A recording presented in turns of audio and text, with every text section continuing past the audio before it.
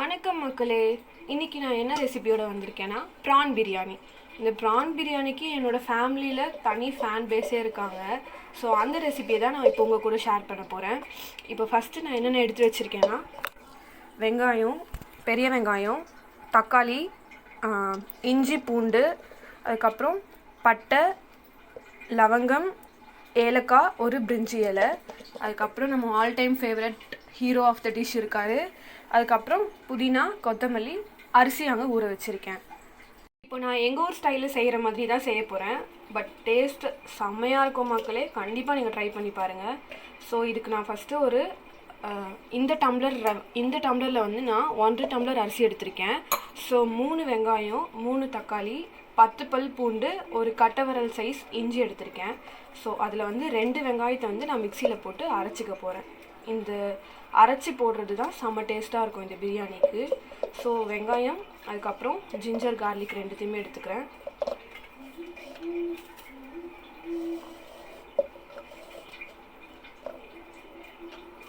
அதோட நம்ம காரத்துக்கு தேவையான காஞ்ச மிளகா தான் நம்ம பிரியாணிக்கு காரத்தை கொடுக்க போகுது. மற்றபடி நான் எந்த ஒரு மசாலாஸுமே சேர்க்க போகிறதில்ல. ஸோ கலர் அண்ட் காரம் ரெண்டுத்துக்குமே நம்ம சில்லி தான் யூஸ் பண்ண போகிறோம், dry chilli. So 3 try chillies எடுத்திருக்கேன். அதுக்கப்புறம் ஏலக்காய். பிரியாணியோட எனிமையே இந்த ஏலக்காய் அண்ட் ஸ்பைசஸ் தான். ஸோ ஏலக்காய், 2 கிராம்பு, ஒரு பட்டை எடுத்து வச்சுருக்கேன். இது வந்து நம்ம தாளிக்கிறதுக்கு யூஸ் பண்ணிக்கலாம். இதை நான் அரைச்சிட்டு வந்துடுறேன் போயிட்டு.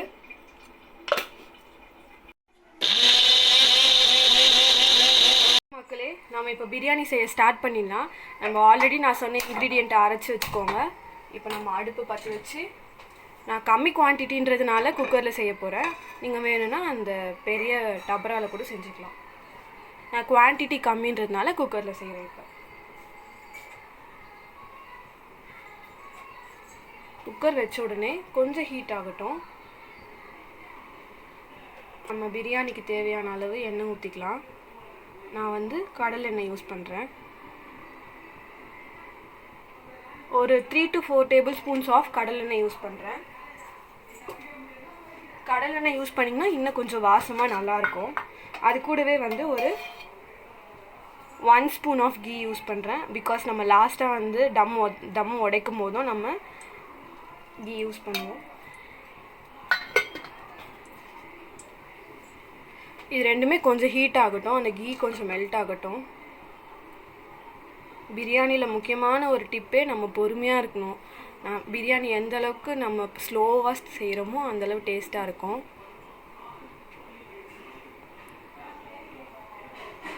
எண்ணெய் காஞ்சிடுச்சு.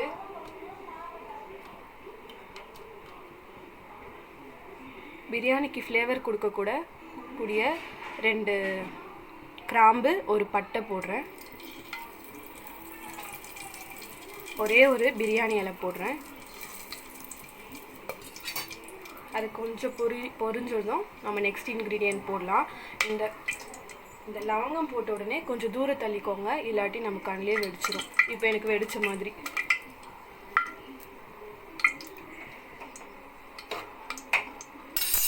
இப்போ நம்ம தின்னாக ஸ்லைஸ் பண்ண ஆனியன் போட்டுக்கலாம்.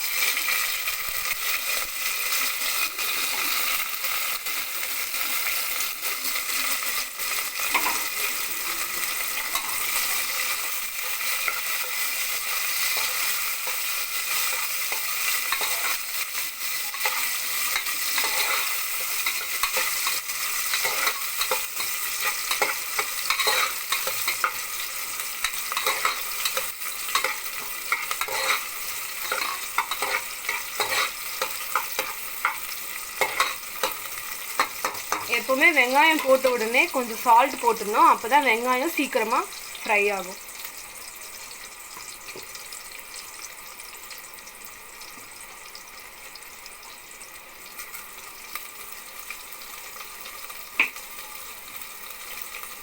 இந்த அளவு கோல்டன் ப்ரௌன் ஆன உடனே நம்ம தக்காளி போட்டுக்கலாம். நான் வந்து மீடியம் சைஸ் 3 தக்காளி எடுத்து வச்சுருக்கேன். இந்த மாதிரி தின்னாக ஸ்லைஸ் பண்ணி போட்டுக்கிட்டிங்கன்னா ஈஸியாக வதங்கிடும்.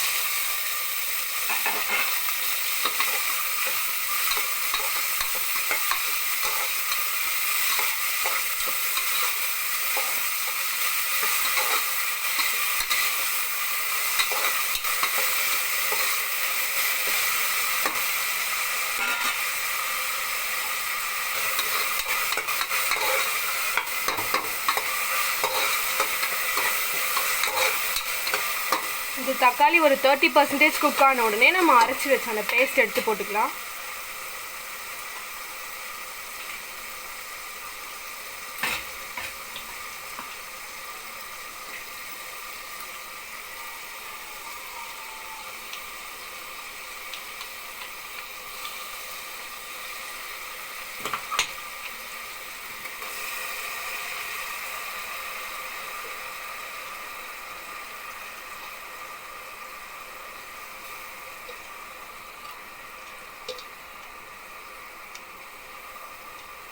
இந்த பேஸ்ட் போடுறதுனால பிரியாணி நல்ல டேஸ்ட்டாக இருக்கும், ஜூஸியாக இருக்கும்.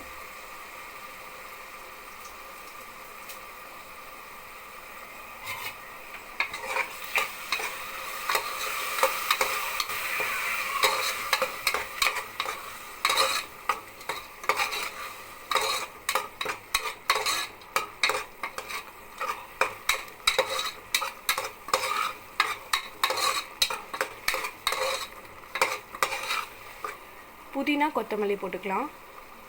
அப்போ அந்த ஃப்ளேவர் இன்னும் நல்லாயிருக்கும் அந்த மசாலா கூட இறங்கி.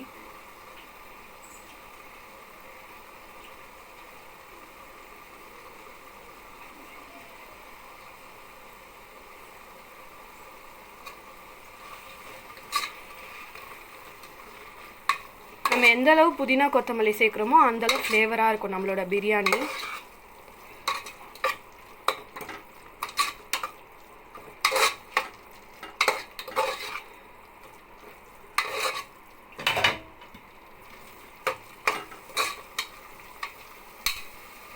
இந்த டைமில் எந்த கிளாஸில் நம்ம அரிசி அளந்தோமோ அதே கிளாஸில் நான் வந்து 1/4 கிளாஸ் அளவு கர்ட் எடுத்திருக்கேன்.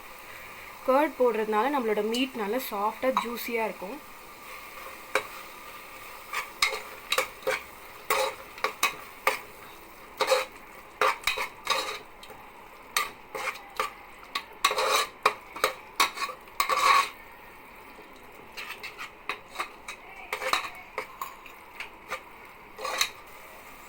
நம்ம ஹீரோ ஆஃப் த டிஷ் வந்துட்டாரு.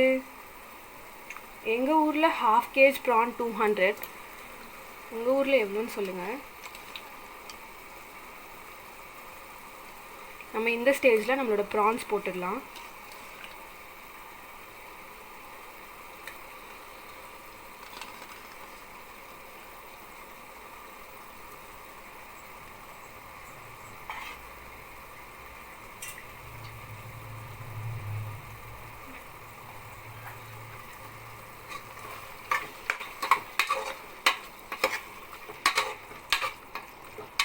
இப்போ அந்த ப்ரானையும் அந்த மசாலாவையும் நல்லா மிக்ஸ் பண்ணி வச்சுட்டு நம்ம ஒரு லிட் போட்டு க்ளோஸ் பண்ணிட்டோம்னா ஒரு 5 minutes கழித்து அந்த ப்ரான்லேருந்தே தண்ணி விடும். அந்த ப்ரான் வந்து அதுலேயே அந்த தண்ணியிலே வந்து ஒரு 75% அளவு குக் ஆனதுக்கப்புறமா நம்ம தண்ணி போட்டு அரிசி போட்டு நம்ம பாயில் பண்ணிடலாம். பட் ப்ரான் நல்லா வேகணும், இல்லாட்டி ஒரு மாதிரி சவுக்குன்னு இருக்கும். இந்த கன்சிஸ்டன்சி பாருங்கள். பட் நான் இன்னும் ஒரு 10 minutes கழித்து நான் காட்டும் போது இந்த ப்ரான்லேருந்து எவ்வளோ தண்ணி விட்டுருக்குன்னு நமக்கு தெரியும்.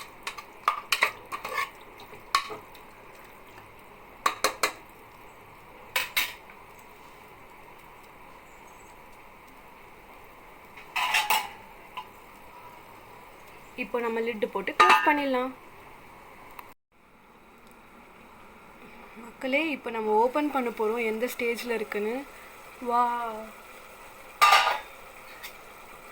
மசாலாலாம் நல்லா பிரிஞ்சு வந்திருக்கு.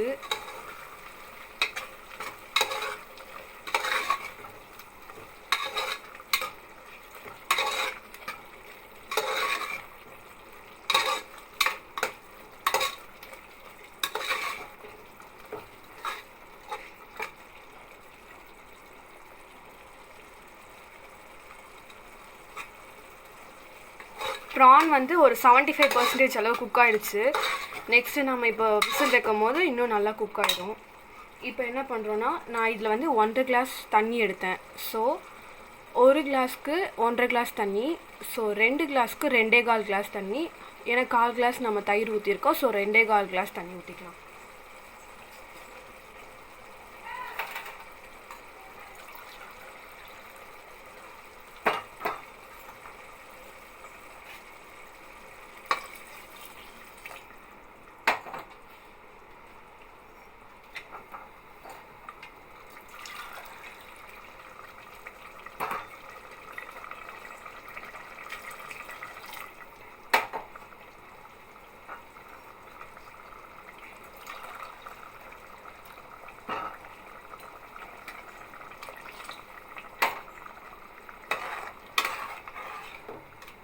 நம்ம ஃபுட் கலர்ஸ் எதுவுமே சேர்க்காதனால நமக்கு நேச்சுரல் கலரில் இருக்குது.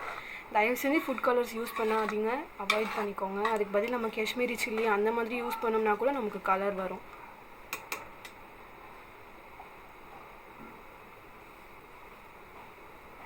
நான் சொன்ன டிப் பாருங்கள் மக்களே, நம்ம சுடு தண்ணி ஊற்றுனதுனால டக்குன்னு வந்து பாயிலிங் பாயிண்ட் வந்துருச்சு.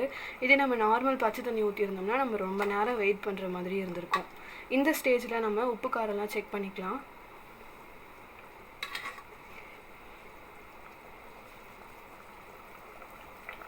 எப்போவுமே சாப்பாடு போடுறதுக்கு முன்னாடி இல்லை சாப்பாடு போட்டதுக்கப்புறம் ஒரு பிஞ்ச் உப்பு வந்து அதிகமாக இருந்துச்சுன்னா தான் அது வெந்து வந்ததுக்கப்புறம் நல்லாயிருக்கும். ஸோ எனக்கு வந்து கரெக்டாக இருக்குது உப்பு, ஒரு கல் உப்பு அதிகமாகவே இருக்குது. ஸோ அரிசி போடுறதுக்கு முன்னாடி அந்தளவு இருந்துச்சுன்னா கரெக்டாக இருக்கும் நமக்கு. உப்பு, காரம், புளிப்பு எல்லாமே செமையாக இருக்குது.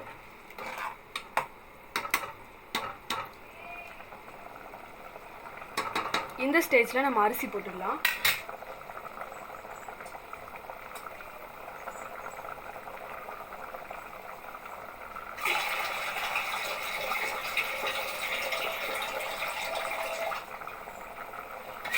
நான் வந்து சீரக சம்பா ரைஸ் தான் எடுத்திருக்கேன்.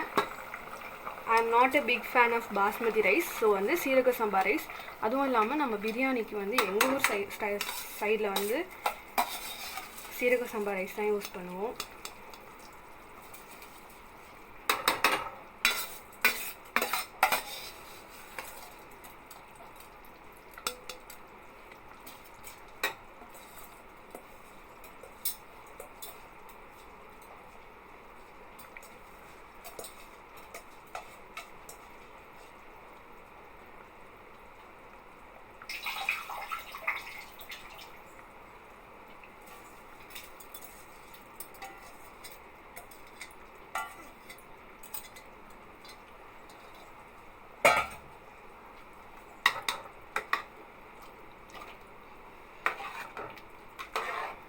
பார்க்கவே பயங்கர டெம்ப்டிங்காக இருக்குது.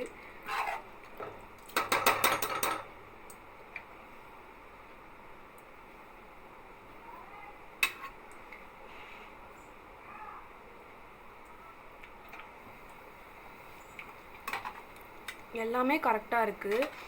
இந்த ஸ்டேஜில் நம்ம குக்கர் வச்சு விசில் வச்சிடலாம்.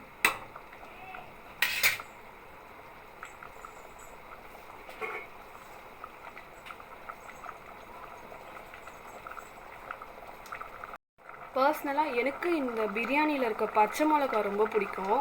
ஸோ வந்து நான் ஒரே ஒரு பச்சை மிளகாவை இப்படி கீறி போட்டுக்கிறேன். ஒரே ஒரு பச்சை மிளகா தான், ஏன்னா காரம் எல்லாமே நமக்கு கரெக்டாக இருக்குது. ஜஸ்ட் அந்த ஃப்ளேவருக்காக நான் ஒரே ஒரு பச்சை மிளகா போட்டுக்கிறேன். இல்லை உங்களுக்கு வேண்டாம்னா இது ஸ்கிப் பண்ணிடலாம்.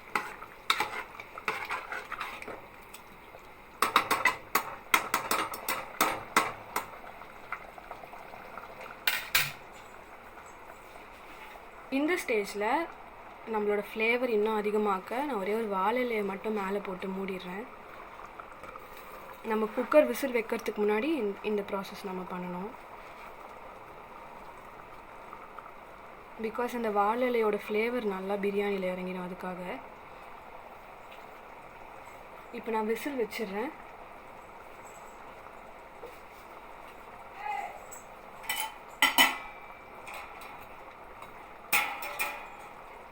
எப்போவுமே நம்ம குக்கர் யூஸ் பண்ணும்போது நம்மளோட டியூபை வந்து ஒரு டைம் வாஷ் பண்ணிவிட்டு அதுக்கப்புறம் போட்டால் நமக்கு அது சேஃப்.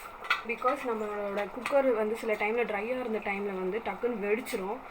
அதனால் நம்ம கேஸ் கட்லாம் கரெக்டாக போட்டுக்கோமான்னு பார்த்துட்டு இந்த நாசில் ஒரு முறை நம்ம ஊதிட்டு போட்டோம்னா உள்ளே ஏதாவது பூச்சி ஏதாவது இருந்துச்சு, வாழை இலையோட ஃப்ளேவர் நல்லா பிரியாணியில் இறங்கிடும். அதுக்காக இப்போ நான் விசில் வச்சிடுறேன்.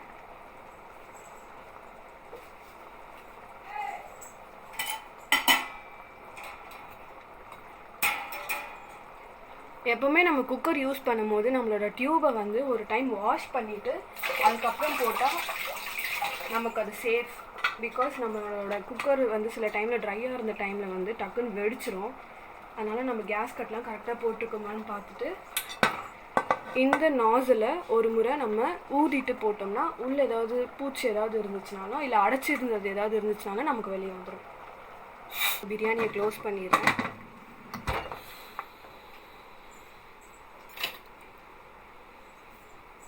இப்போ கரெக்டாக 2 விசில் விட்டுட்டு நான் உங்களுக்கு காட்டுறேன் மக்களே.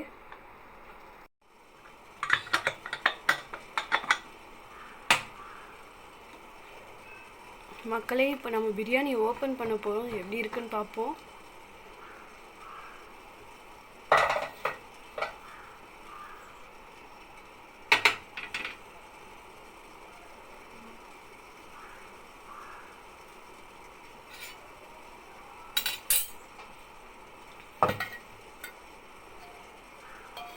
லாஸ்ட்டாக ஒரு 1/4 ஸ்பூன் அளவு கீ போட்டுக்கலாம். இன்னும் கொஞ்சம் ரிச்சான டேஸ்ட் கொடுக்கும். நெக்ஸ்ட் இப்போ நம்ம சாப்பாடு உடையாமல் பார்க்கலாம். வாவ், ஒரு சொட்டு கூட அடி பிடிக்கல. சாப்பாடும் உதிரி உதிரியாக இருக்குது.